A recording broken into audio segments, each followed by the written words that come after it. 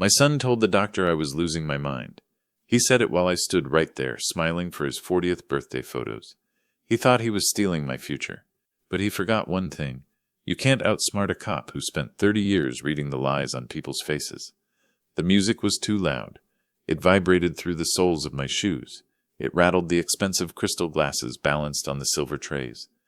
I stood on the edge of a massive stone patio, looking out over my son's new backyard. Mark was turning 40. The celebration was, in a word, extravagant. If you're listening to this, do me a favor. Subscribe to the channel and let me know where you're watching from. It helps to know I'm not alone in this crazy world. A jazz band played by the shimmering turquoise pool.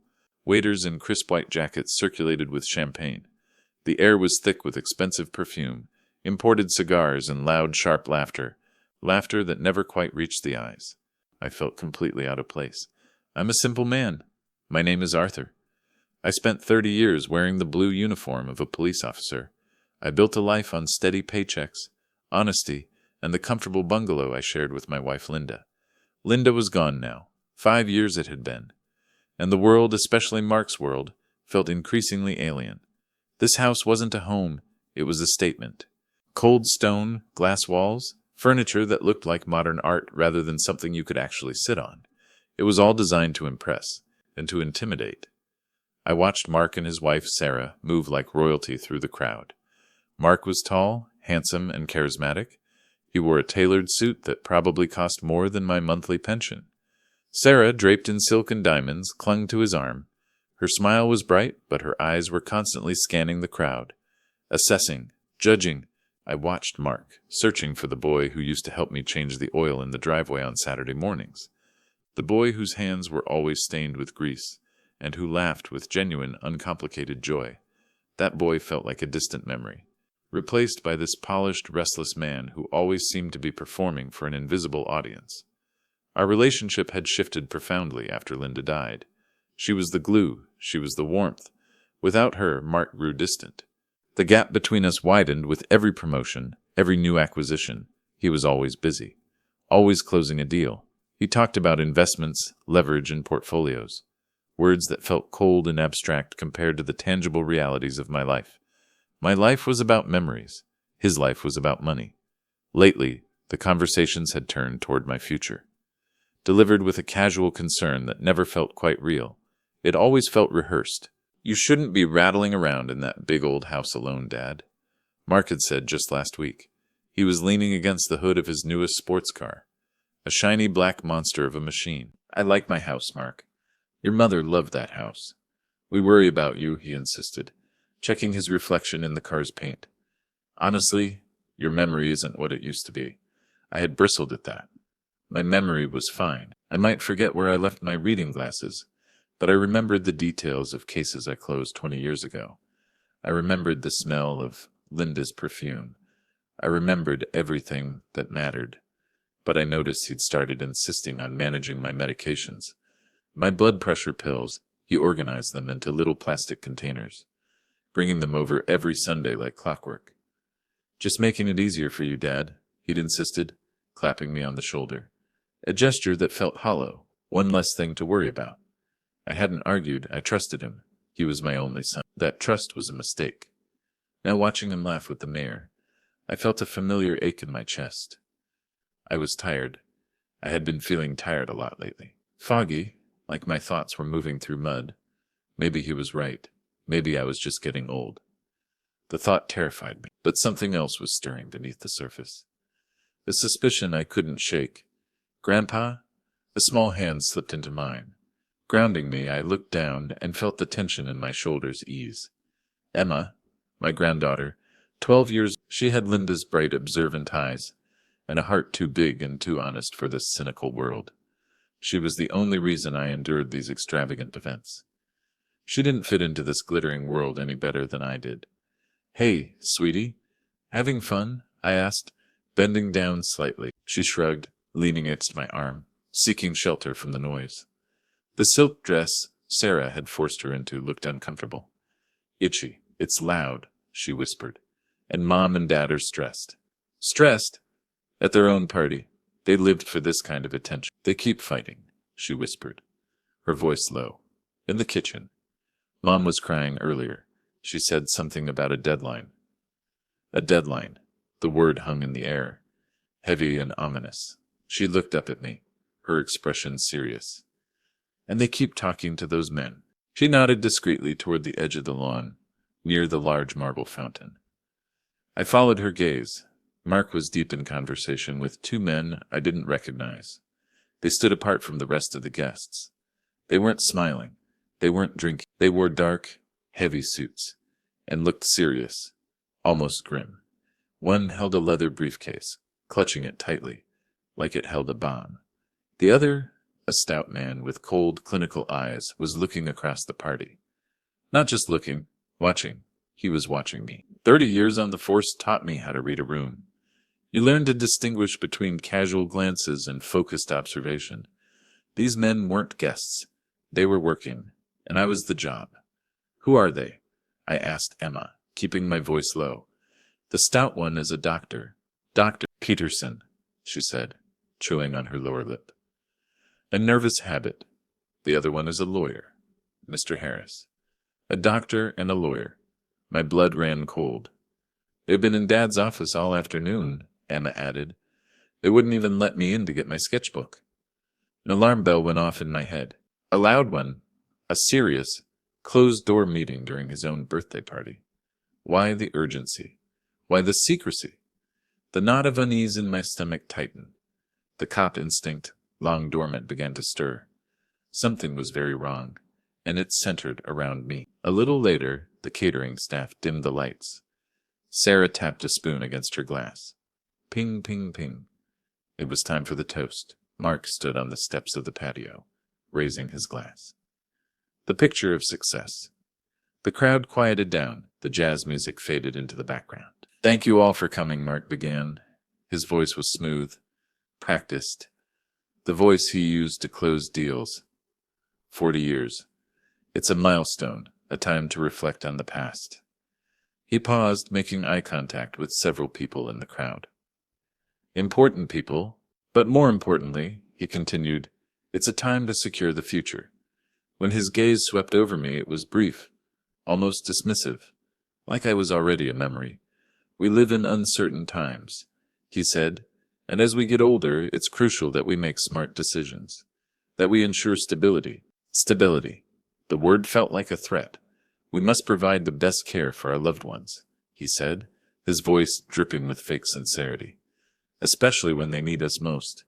He looked right at me when he said it. But he wasn't talking to me. He was talking about like I was a problem that needed solving. Tonight, I'm looking forward to a new chapter, he finished. A chapter of security and peace of mind. It was a strange speech. It sounded less like a birthday toast and more like a sales pitch for a retirement plan. A retirement plan I hadn't signed up for. I looked over at Dr. Peterson and Mr. Harris. They were watching Mark, nodding approvingly. It felt sinister. It felt like a conspiracy. After the polite applause, the jazz band started up again. The party swelled around me, but I felt completely isolated. The noise grated on my nerves. The fog in my head seemed to be getting thicker. I felt unsteady. I needed to get out of there. I decided I'd had enough. I needed to go home. I was looking for Emma to say goodbye when she found me first. She burst through the sliding glass doors from the kitchen. Her face was pale. Her eyes were wide with genuine, raw panic. She wasn't acting. This wasn't a childish exaggeration. She didn't slow down. She nearly collided with a waiter. Champagne glasses crashed to the ground. She grabbed my arm. Her small fingers dug into my skin with surprising strength. "Grandpa, you have to leave here, now." Her voice was a harsh whisper, trembling with urgency. The sound of it sent a jolt of adrenaline through me. It cut through the fog like a knife. She was looking over her shoulder, back toward the house, as if she expected someone to follow her. I was stunned. The panic was real, raw, infectious. "Emma, what's wrong? Why?" "I can't explain," she pleaded. She tugged violently at my arm, trying to pull me toward the side yard, away from the lights, away from the music. "They're coming for you," she whispered, her eyes wide with fear. "They have a plan. Just go, please. Please, Grandpa, trust me. I looked into those A's, Linda's eyes, filled with a terror a child should never know. 30 years on the force taught me one thing. When someone is this scared, when the fear is this visceral, you don't ask questions. You move. I trusted her, and it saved me. Okay, sweetie. Okay, I said softly. My instincts took over. I tried to sound calm. I didn't feel calm. My heart was hammering against my ribs. Where do I go? The side gate. Near the garage. It's unlocked, she said, her voice shaking. Go home. Lock your doors. She paused, taking a shaky breath. And don't answer if Dad comes over. Don't answer the phone. Don't let anyone in. Emma, you're scaring me. I'm scared too. Go. She gave me one last desperate push toward the side of the house. I hesitated. The instinct to protect her warred with the instinct to obey her urgent warning. She shook her head violently. Tears spilled over her cheeks. I turned and moved quickly, keeping to the shadows cast by the tall hedges. I slipped through the wrought iron side gate. The latch clicked shut behind me. It sounded final. I walked briskly down the quiet tree-lined street. My old reliable sedan was parked under a streetlight. My hands were shaking so badly I could barely get the key in the ignition. I fumbled with the keys, dropped them, picked them up. As I started the engine, I heard a voice call out from the driveway. Dad? Hey, Dad, where are you going? It was Mark. His voice was loud in the quiet street. Strained. We need you for a minute, he yelled. I didn't look back. I pulled away from the curb. The tires crunched on the gravel. My heart hammered against my ribs.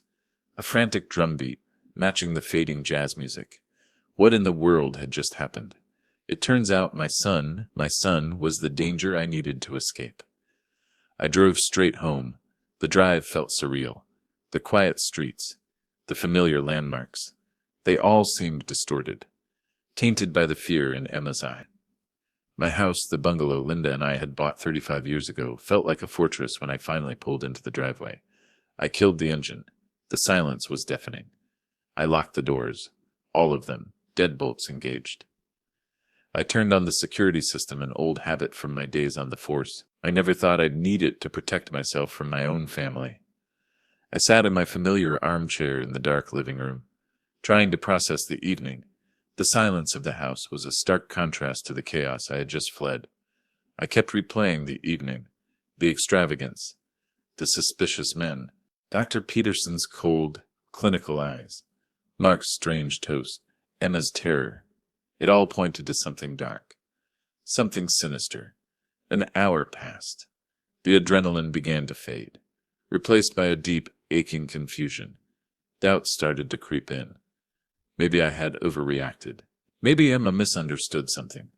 Maybe I really was losing my mind. My cell phone, sitting on the coffee table, buzzed violently. I checked the caller ID.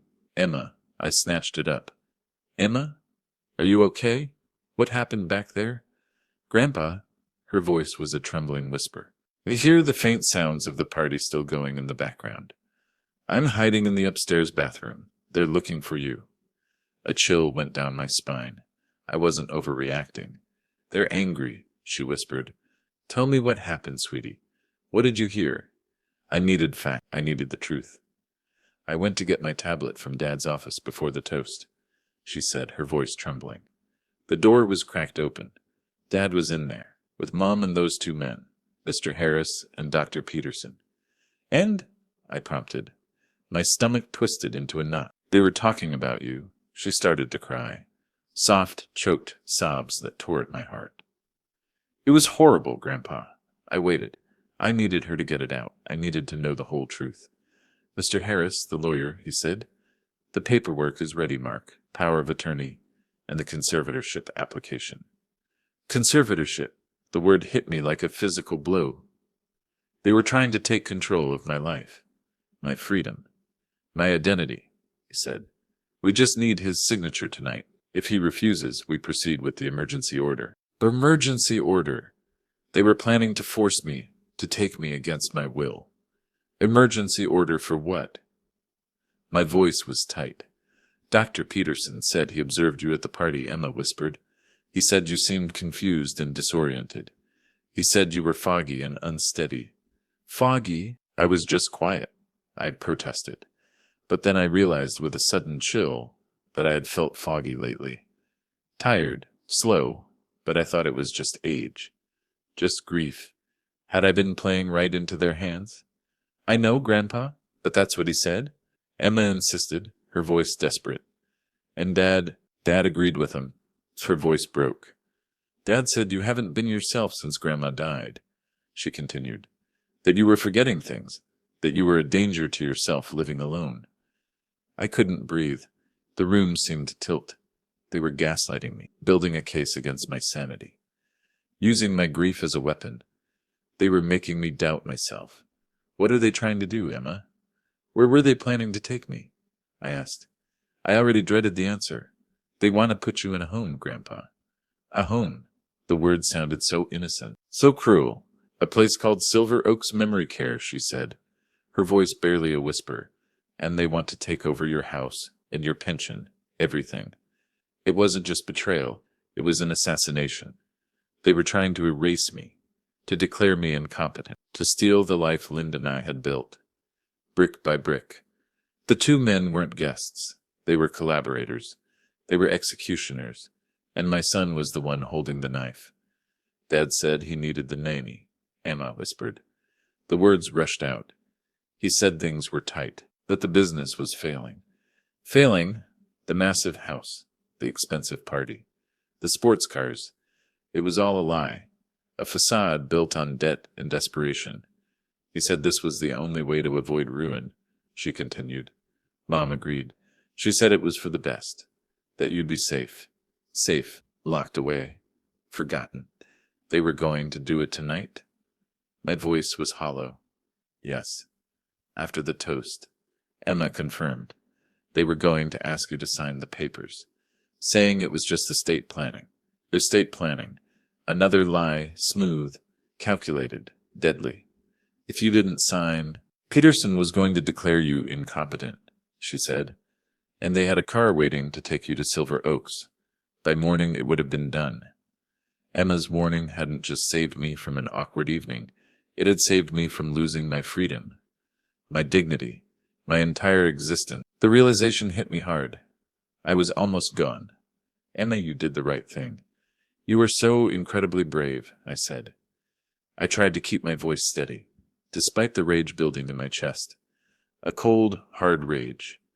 Now, you need to be careful. I needed to protect her. She was the only family I had left. Pretend nothing happened, I instructed. Delete this call from your phone. Don't let them know you talked to me. Okay, Grandpa. I love you. I love you too, sweetie. I hung up. I sat in the darkness.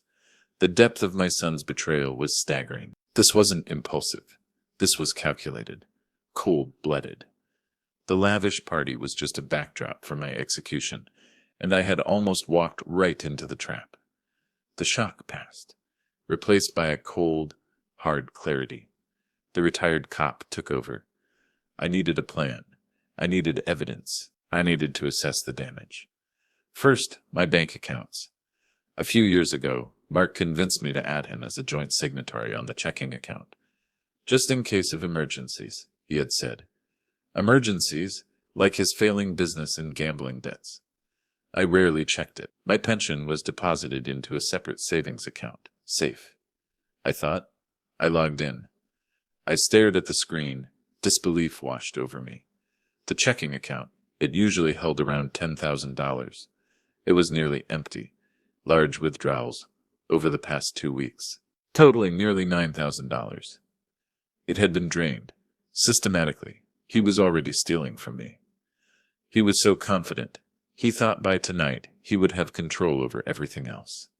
He thought I wouldn't notice. He thought I was just a confused old man. He was wrong. Then I went to the kitchen. I looked at the pill organizer, the one Mark had filled for me, my blood pressure medication, small white pills. I looked at the dates.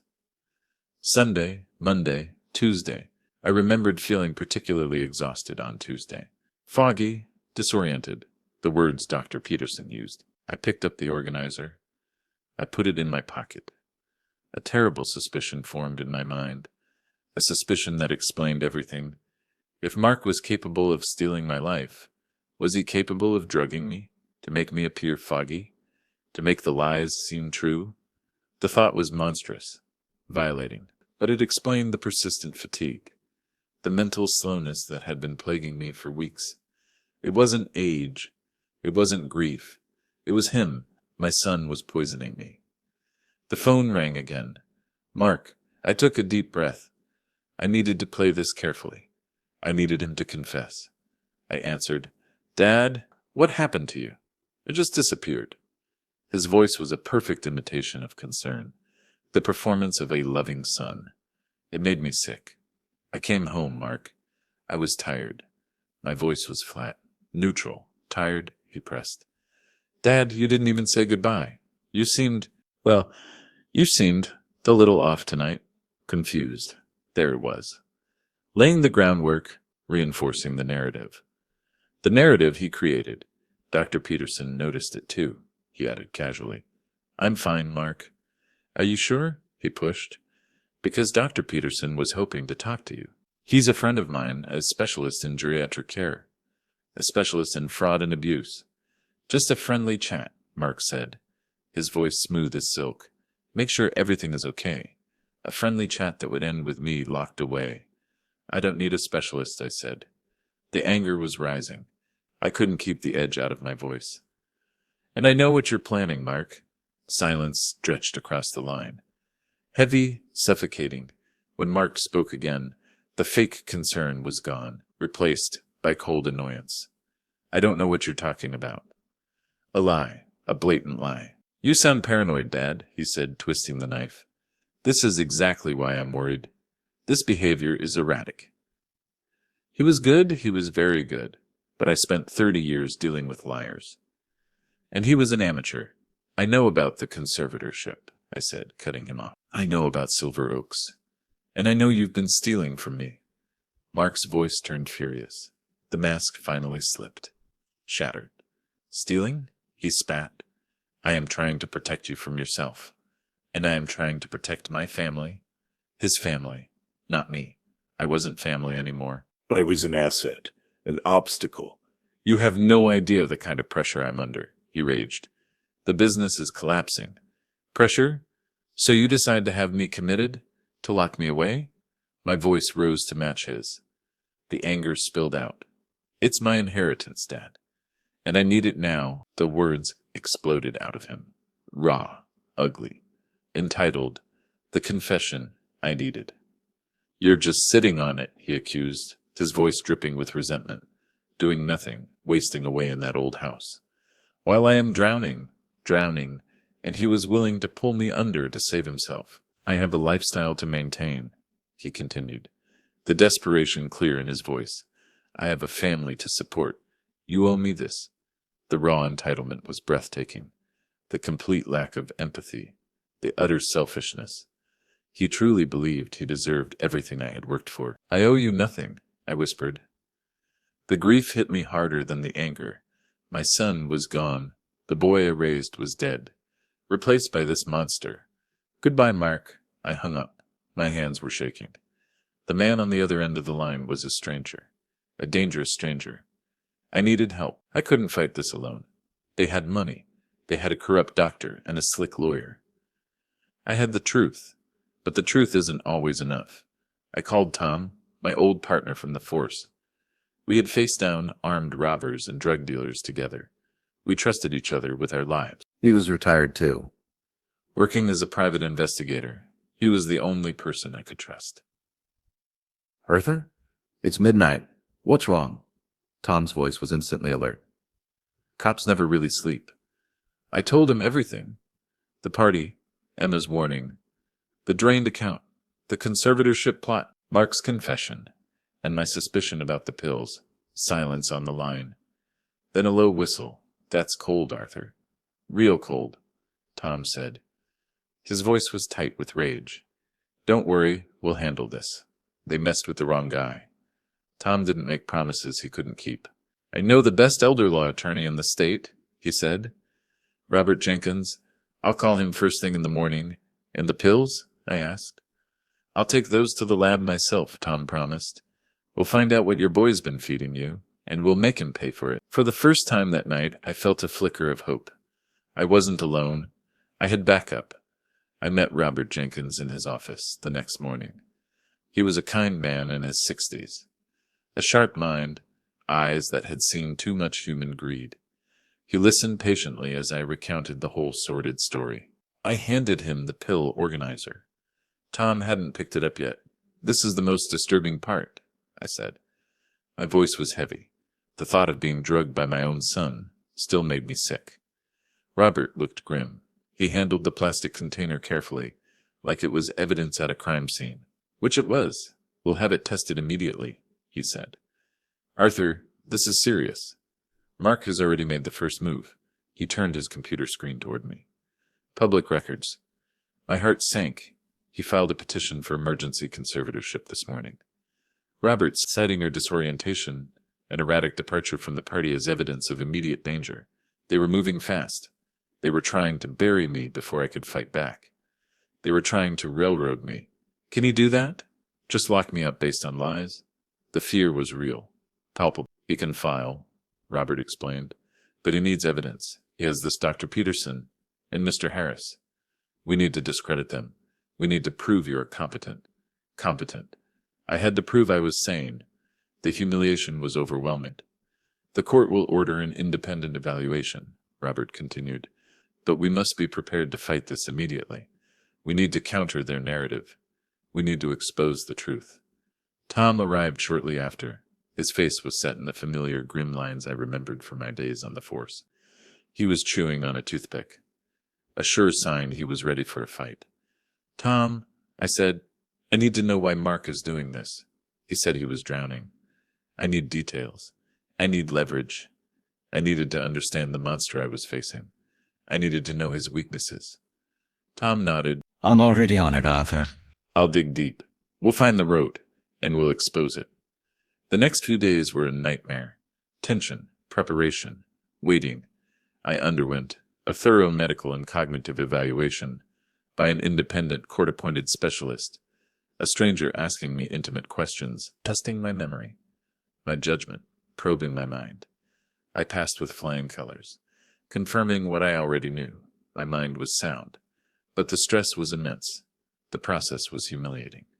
Having to prove my sanity, having to defend my right to exist, while my son plotted against me. Mark was playing dirty. He froze the joint checking account completely, cutting off my access to the remaining funds. A declaration of war. Thankfully, my pension and the bulk of my savings were in a separate account. He couldn't touch it. I was safe, for now. But the worst blow came next. Mark cut off my contact with Emma. My calls to her cell phone went straight to voicemail. I knew he was punishing her. Isolating her, he suspected she was the one who warned me. The thought of Emma being scared and alone in that house of vipers was agonizing. I felt helpless. If I tried to contact her, Mark would use it as proof of my harassment and instability. I had to trust the legal process. But it tore me apart. I was failing her. I had to save her too. Then the toxicology report came back. Robert called me. His voice was tight with anger. Arthur, you were right. I closed my eyes. I waited for the blow. I knew it was coming, but it still hurt. The pills weren't your blood pressure medication, he said. They were benzodiazepines, a mild sedative. Poison. My own son was poisoning me. The dosage was calculated, Robert continued, his voice grim. Enough to keep you foggy. Slow your reaction time. Mimic the early signs of cognitive decline. It explained everything. The exhaustion, the confusion, the fear that I was losing my mind. It wasn't me. It was him. It was subtle, Robert said. Insidious, but incredibly effective. And absolutely criminal. This was the twist that changed everything. It wasn't just greed anymore. It wasn't just a desperate attempt to seize my assets. It was Mavadas. He was methodically breaking down my mind, my health, to steal my life. He didn't just want my money. He wanted me gone, erased. If this story has you on the edge of your seat, please hit the like button and don't forget to subscribe. It helps us keep uncovering stories that deserve to be heard. A few days later, Tom came back with his report. The picture he painted was worse than I imagined. "Mark is drowning," Arthur, Tom said. He spread financial documents and surveillance photos on my kitchen table. The kitchen where Linda used to bake, where Mark used to do his homework. The memories felt tainted now.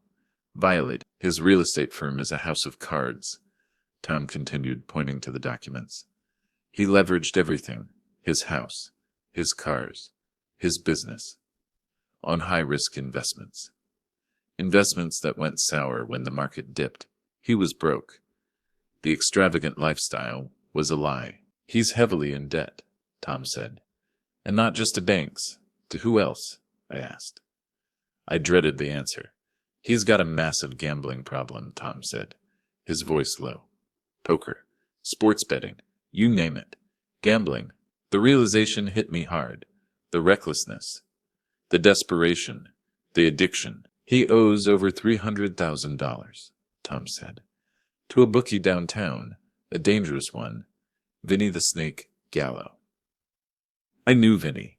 He was ruthless, a monster from my past.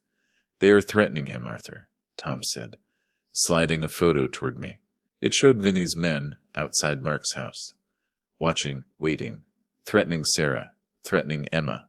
The blood drained from my face. Emma. He put Emma in danger. "They gave him a deadline," Tom said, "and it was the night of the party." The picture became terrifyingly clear. Mark wasn't just desperate for money. He was desperate to save his own skin and the lives of his family. He was willing to sacrifice me, to cover his mistake, to pay his debts to a loan shark. It added a layer of complexity to the betrayal. He was a monster, yes, but a desperate one, cornered by his own vices. But it didn't excuse what he did. It didn't excuse the poisoning. It didn't excuse the betrayal. "There's more," Tom said quietly. I looked into Silver Oaks. It's not what it seems. I had imagined a fancy retirement home, a gilded cage. "It's a warehouse, Arthur," Tom said. His voice was filled with disgust. He showed me photos taken inside the facility, photos he got from a former nurse, Maria, who was fired for complaining about the conditions. Dark hallways, crowded rooms, patients slumped in wheelchairs, staring blankly at walls, neglected, abused. "It looks nice on the brochure," Tom said, "but it's chronically understaffed, poorly managed, and has a long history of violations, hidden by expensive lawyers. It was a nightmare, a living hell.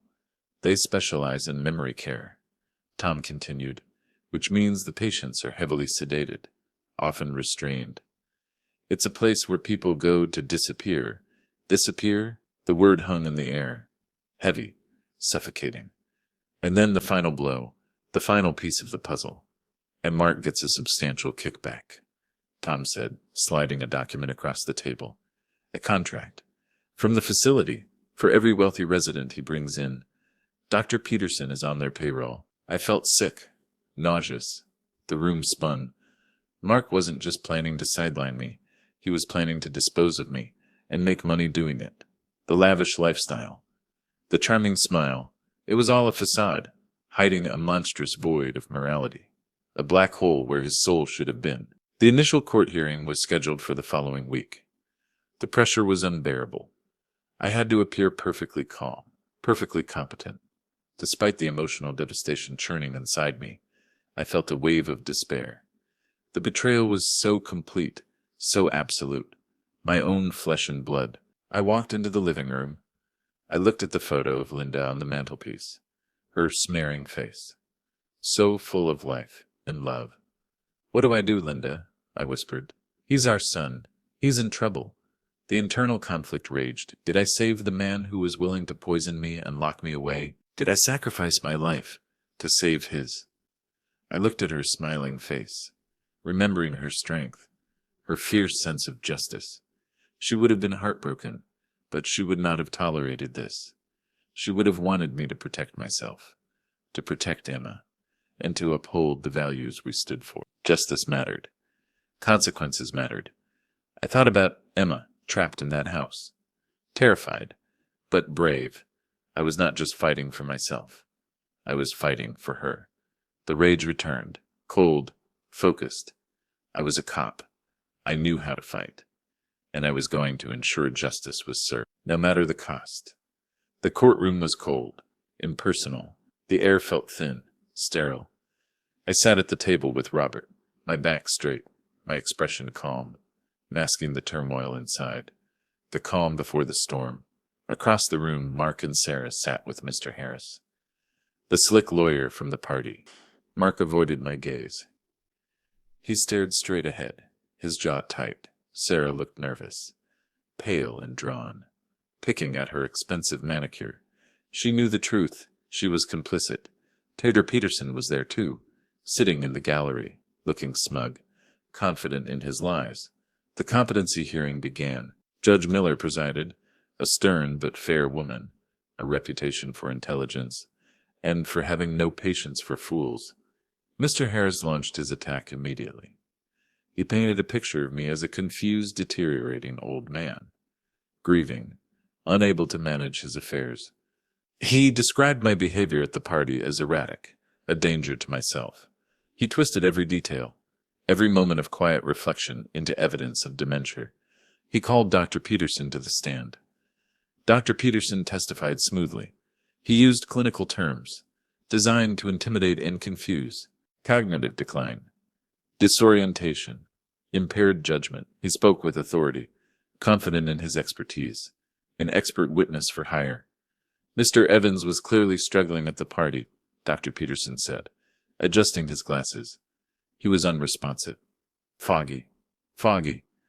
The word stung because it was true. But not for the reasons he claimed. His abrupt departure indicates impulsive and erratic behavior, he continued, consistent with early-stage dementia. Dementia, the word hung in the air, heavy, terrifying. A death sentence? In my professional opinion, Dr. Peterson concluded, looking at the judge with fake sympathy, he requires immediate intervention and specialized care. At a facility like Silver Oaks, he smiled slightly, a predator confident in his kill. When Robert cross-examined him, the truth started to emerge. The mask began to crack. Dr. Peterson, how long did you observe my client? Robert asked. His voice was calm, but sharp as a razor. About an hour. And did you speak with him? Perform any cognitive tests? Review his medical history? Robert pressed. I didn't need to, Dr. Peterson insisted, sniffing dismissively. My professional opinion is based on my extensive experience and observation. So you diagnosed a man you never met, Robert summarized, his voice rising in disbelief. From across a crowded room, without a single conversation, Robert paused, letting the absurdity sink in. The courtroom murmured, Tell me, Dr. Peterson. Robert asked, moving in for the kill. How much were you paid for this consultation? Dr. Peterson hesitated. My fees are standard. The standard fee being the $25,000 Mark Evans transferred to your account, Robert asked. 2 days before the party? Robert, produce the financial records. Tom's work. Bank statements. Don't lie. The courtroom gasped. Dr. Peterson's face turned red. He stammered, tried to explain it away as a retainer. But Robert wasn't finished. He revealed Dr. Peterson's history. Disciplinary actions by the medical board. Fraudulent diagnoses. Similar conservatorship cases. He presented the evidence of the kickback scheme at Silver Oaks. The connection between Peterson, Mark, and the facility. Dr. Peterson's credibility cracked under the pressure. His smugness replaced by nervous sweat. He was exposed, a fraud, a liar, a monster in a white coat. Then Mark took the stand. He spoke with manufactured sadness. The performance of a lifetime, lamenting my decline. I love my father, Mark said. He wiped a fake tear. He adjusted his expensive cufflinks. A tell. He always did that when he was lying. I only want what's best for him. It was obscene. He needs professional care at Silver Oaks, Mark continued, his voice trembling with fake emotion. He shouldn't be burdened with finances at his age, especially when those finances could be better used to cover your $300,000 in gambling debts. Robert asked sharply. And your failing business? Mark's face turned pale, then red with fury. That's a lie. That has nothing to do with this. Objection, Harris shouted, jumping to his feet. Relevance. Overruled, Judge Miller said, her eyes fixed on Mark. The witness will answer the question. Robert presented Tom's report. The debts, the failed investments, the surveillance photos, Mark meeting with Vinny, the snake gallows, the threats, the desperation. The courtroom was silent. Mark's facade was crumbling, revealing the desperate, terrified man beneath. The monster, willing to sacrifice his father to save himself. Then it was my turn. I took the stand. I looked at Judge Miller. Your Honor, I began. My voice was clear and steady, resonating with the authority of a man who had testified in court hundreds of times. I served this city as a police officer for 30 years, I said. I have seen the worst of humanity, greed, violence, betrayal. A pause. But I never expected to see it in my own son. I looked directly at Mark. He finally met my gaze. His eyes were cold, empty, dead. I am not incompetent, I stated. I am heartbroken.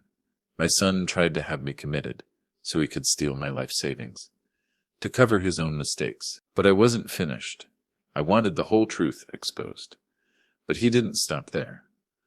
The courtroom held its breath. He wanted me to appear incompetent, I said, my voice trembling slightly with emotion. So he decided to make me that way.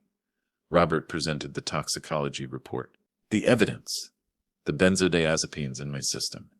The pills disguised as my blood pressure medication. The courtroom gasped. The sound echoed in the silent room. Sarah started to cry. Real tears this time. She buried her face in her hands. She knew she was guilty. Mark looked like a trapped animal, his eyes darting toward the exit.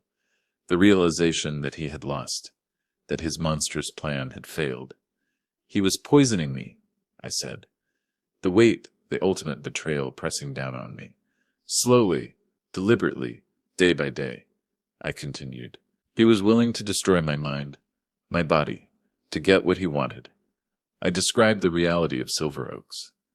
The evidence from Maria, the nurse. The violations. The sedation. The despair. The place where people go to disappear. He wasn't planning to care for me, I concluded. Looking at Mark one last time. He was planning to dispose of me, all while collecting a kickback. Judge Miller looked at Mark. Her expression was filled with absolute contempt. The silence in the courtroom was heavy. Suffocating. Mr. Evans? Judge Miller said, addressing Mark. Her voice was sharp as broken glass, radiating authority, disgust. The evidence presented today is appalling, she stated. It goes beyond greed. It is a calculated, cruel, and criminal attempt to exploit, abuse, and harm your own father. She paused, letting the words sink in. This is not just immoral, she said. It is monstrous. She turned to me. Mr. Evans, the petition for conservatorship is dismissed. I find you to be fully competent. A wave of relief washed over me. So intense it made me weak. I was free. I was safe. But Judge Miller wasn't finished. I am referring this case to the district attorney's office immediately, she announced. I recommend a full criminal investigation. Charges of fraud, financial exploitation, elder abuse, attempted poisoning against Mark Evans, Dr. Peterson, and Mr. Harris. Mr. Evans, she addressed Mark again. I suggest you remain in the courtroom. Bailiffs, please take the defendant into custody. The courtroom erupted. Mr. Harris loudly protested. But it was futile. The evidence was overwhelming. The bailiffs moved quickly, handcuffing Mark. He stared at me as they led him away, his eyes filled not with remorse, but with disbelief, hatred. Even then he felt entitled. Even then he blamed me for his downfall. I felt no triumph, no joy, just a profound, aching sadness. For the son I had lost, the fallout was swift, devastating. Mark's business collapsed instantly.